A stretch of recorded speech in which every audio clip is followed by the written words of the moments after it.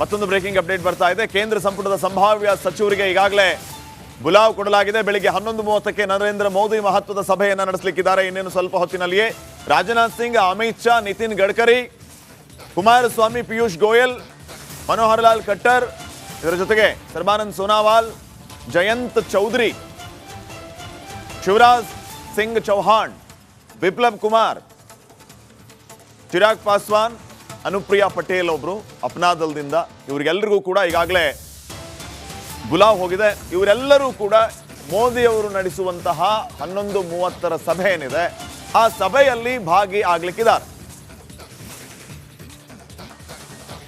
ಮತ್ತಷ್ಟು ಮಾಹಿತಿಯನ್ನ ನೀಡ್ತಾರೆ ನನ್ನ ಕೊಲೀಗ್ ರಂಜಿತ್. ಈಗ ನ್ಯೂ ಡೆಲ್ಲಿಯಿಂದ ನೇರ ಸಂಪರ್ಕದಲ್ಲಿ ಜಾಯಿನ್ ಆಗ್ತಾ ಇದ್ದಾರೆ. ರಂಜಿತ್, ನಾವು ಗಮನಿಸ್ತಾ ಇದ್ದೀವಿ ಕ್ಷಣ ಕ್ಷಣಕ್ಕೂ ಯಾವ ರೀತಿಯ ಬೆಳವಣಿಗೆ ನವದೆಹಲಿಯಲ್ಲಿ ಆಗ್ತಾ ಇದೆ ಅಂತ ಹೇಳಿ. ಸಂಭಾವ್ಯ ಸಚಿವರ ಪಟ್ಟಿ ಮತ್ತು ಯಾರಿಗೆಲ್ಲ ಈಗಾಗಲೇ ಇನ್ವೈಟ್ ಮಾಡಲಾಗಿದೆ ಮೋದಿ ಅವರ ಮೀಟಿಂಗ್ನಲ್ಲಿ ಅನ್ನೋದನ್ನು ನಾವು ಗಮನಿಸ್ತಾ ಇದ್ವಿ. ಇವರೆಲ್ಲ ಬಹುತೇಕ ಸಚಿವರಾಗಿ ಸಂಜೆ ಪ್ರಮಾಣ ವಚನ ಸ್ವೀಕರಿಸ್ತಾರೆ ಅಂತಂದ್ರೆ ಬಸವರಾಜ ಬೊಮ್ಮಾಯಿ ಅವರಿಗೆ ಬುಲಾವ್ ಹೋಗಿದೆ. ಇದರ ಜೊತೆಗೆ ಕುಮಾರಸ್ವಾಮಿ ಅವ್ರಿಗೂ ಕೂಡ. ಏನ್ ಹೇಳ್ತೀರಿ?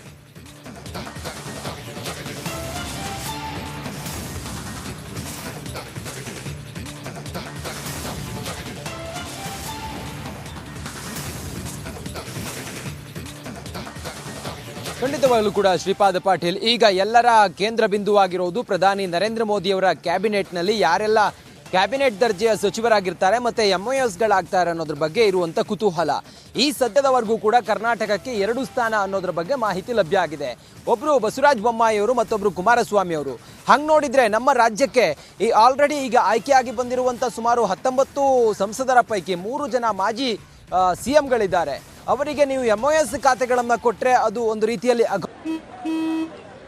ನಡಿ ಈಗ ಶುರು ಮಾಡೋಣ.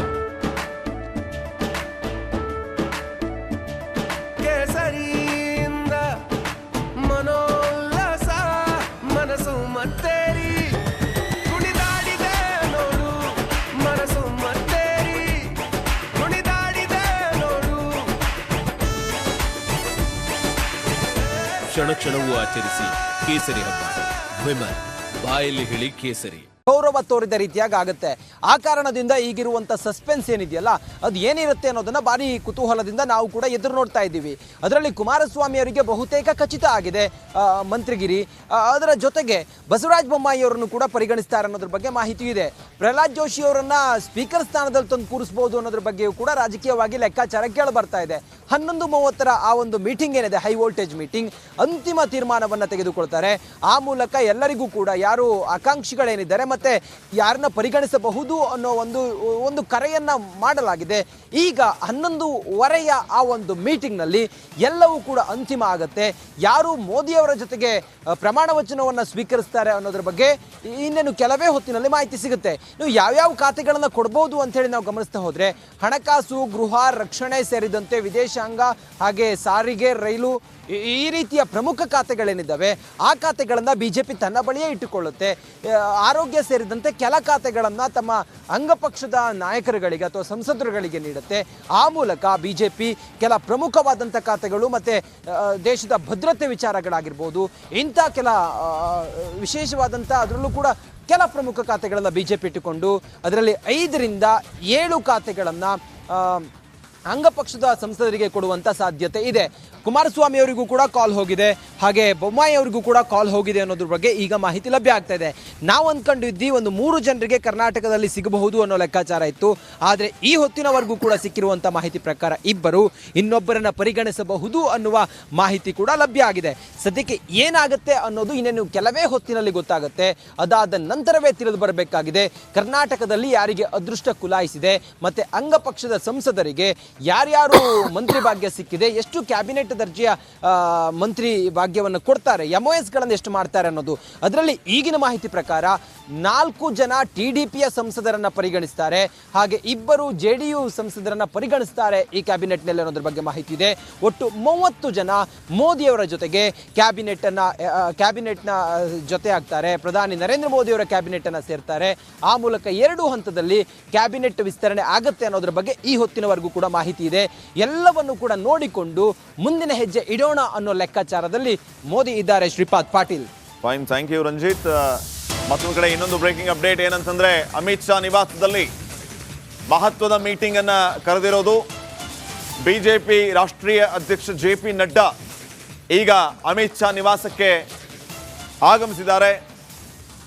ಅಮಿತ್ ಶಾ ನಿವಾಸದಲ್ಲಿ ಮಹತ್ವದ ಮೀಟಿಂಗ್ ನಡೀತಾ ಇರೋದು. ನಡ್ಡಾ ಜೊತೆಗೆ ಅಮಿತ್ ಶಾ ಸಂಪುಟ ಕುರಿತು ಚರ್ಚೆಯನ್ನ ಮಾಡ್ತಾ ಇರೋದು. ಕುಮಾರಸ್ವಾಮಿ ಅವರಿಗೆ ಕೇಂದ್ರ ಮಂತ್ರಿ ಸ್ಥಾನ ಒಲಿಯುತ್ತಾ ಅನ್ನೋ ಒಂದು ಪ್ರಶ್ನೆ ಒಂದ್ ಕಡೆ, ಬಸವರಾಜ ಬೊಮ್ಮಾಯಿ ಅವರು ಕ್ಯಾಬಿನೆಟ್ ಅನ್ನ ಸೇರ್ತಾರ ಅನ್ನೋದು ಮತ್ತೊಂದು ಕಡೆ. ಇದರ ಜೊತೆಗೆ ಯಾರೆಲ್ಲ ಕ್ಯಾಬಿನೆಟ್ ಅಲ್ಲಿ ಇರ್ತಾರೆ ಅನ್ನುವಂತಹ ಕುತೂಹಲ ಮನೆ ಮಾಡಿದೆ. ಜಿತಿನ್ ರಾಮ್ ಮಾಂಜಿ ಅವರು ಕೂಡ ಮೀಟಿಂಗ್ಗೆ ಆಗಮಿಸಿರುವಂತಹ ಅಪ್ಡೇಟ್ ಲಭ್ಯ ಆಗ್ತಾ ಇದೆ.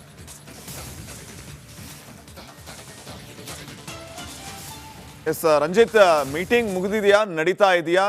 ಮೀಟಿಂಗ್ ಅಲ್ಲಿ ಏನೆಲ್ಲ ವಿಚಾರಗಳ ಚರ್ಚೆ ಆಗ್ತಾ ಇದೆ? ರಾಜ್ಯದ ಪಾಲೇನು, ನಾವು ಏನ್ ನಿರೀಕ್ಷೆ ಮಾಡಬಹುದು ರಂಜಿತ್?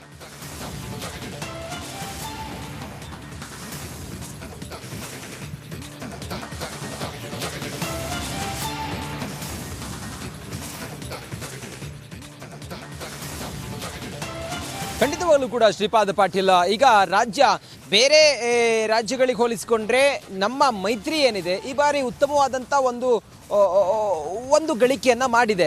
ಆ ಕಾರಣದಿಂದ ಈ ಬಾರಿ ರಾಜ್ಯಕ್ಕೆ ಕೊಡಬೇಕಾದಂತಹ ಸಂಸದರ ಸ್ಥಾನ, ಅದರಲ್ಲೂ ಕೂಡ ಸಚಿವರು ಆಗಬೇಕಾದದ್ದು, ಇದೆಲ್ಲವೂ ಕೂಡ ಒಂದು ಹಂತದಲ್ಲಿ ಲೆಕ್ಕಾಚಾರ ಮುಗಿದಂಗೆ ಕಂಡು ಬರ್ತಾ ಇದೆ.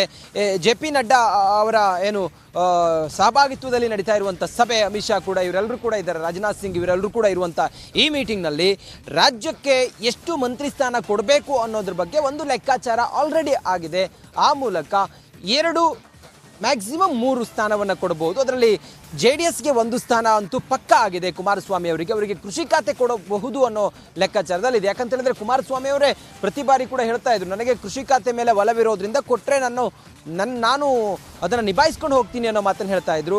ಹಾಗಾಗಿ ಕ್ಯಾಬಿನೆಟ್ ದರ್ಜೆಯ 1 ಸ್ಥಾನವನ್ನು ಕೊಟ್ಟು 2 MOSಗಳನ್ನು ಕೊಡ್ತಾರಾ, ಅಥವಾ 2 ಕ್ಯಾಬಿನೆಟ್ ದರ್ಜೆಯ ಸ್ಥಾನ ಕೊಟ್ಟು 1 MOS ಕೊಡ್ತಾರ ಅನ್ನೋದ್ರ ಬಗ್ಗೆ ಈಗಿರುವಂಥ ಕುತೂಹಲ. ಇನ್ನೇನು ಕೆಲವೇ ಹೊತ್ತಿನಲ್ಲಿ ಈ ಎಲ್ಲ ಅಂತೆಕಂತೆಗಳಿಗೆ ತೆರೆ ಬೀಳುವಂಥ ಸಾಧ್ಯತೆ ಇದೆ. ಹೈ ವೋಲ್ಟೇಜ್ ಮೀಟಿಂಗ್ ಏನು ನಡೀತಾ ಇದೆ, ಮೀಟಿಂಗ್ ಆರಂಭ ಆಗಿದೆ. ಆ ಮೀಟಿಂಗ್ನಲ್ಲಿ ಒಂದಂತೂ ಪಕ್ಕ ಆಗುತ್ತೆ.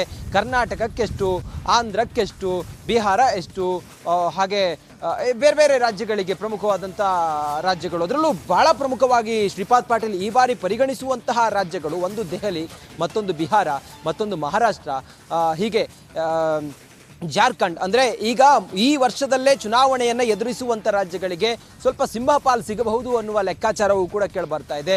ದೆಹಲಿ ಮುಂದಿನ ವರ್ಷಕ್ಕೆ ಚುನಾವಣೆ ಇದೆ. ಈ ರಾಜ್ಯಗಳಿಗೆಲ್ಲ ಸ್ವಲ್ಪ ಒಂದು ರೀತಿಯಲ್ಲಿ ಹೆಚ್ಚಿನ ಪಾಲು ಸಿಗಬಹುದು ಈ ಕ್ಯಾಬಿನೆಟ್ನಲ್ಲಿ ಅನ್ನುವ ಮಾತು ಕೂಡ ಕೇಳಿಬರ್ತಾ ಇದೆ. ಒಟ್ಟಾರೆ ಅಳೆದು ತೂಗಿ ಬಿಜೆಪಿ ಒಂದು ಲೆಕ್ಕಾಚಾರವನ್ನು ಹಾಕ್ತಾ ಇದೆ. ಆ ನಿಟ್ಟಿನಲ್ಲಿ ಮತ್ತೊಂದು ಬ್ರೇಕಿಂಗ್ ಅಪ್ಡೇಟ್ ಬರ್ತಾ ಇದೆ.